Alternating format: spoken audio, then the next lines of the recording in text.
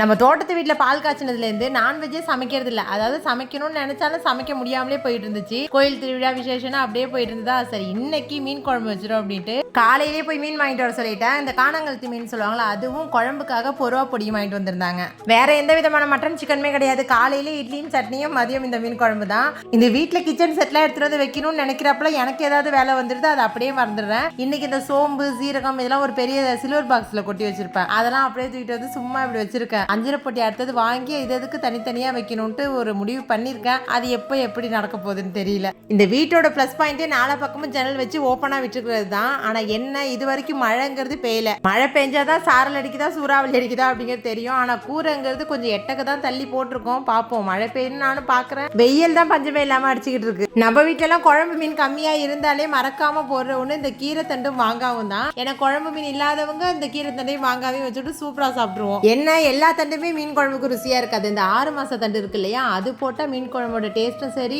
மீனோட ருசியும் சரி சூப்பரா இருக்கும். இந்த புள்ளக்குட்டிகளுக்கு லீவ் விட்டதுல இருந்து வீட்டு வேலையும் சரி சமையலும் சரி எதுவுமே நேரத்துக்கு கரெக்டான டைம்ல நடக்கிறதே கிடையாது. இந்த சாப்பாடு சாப்பிடவே 4 மணி ஆயிடுச்சு. Okay friends, Tata.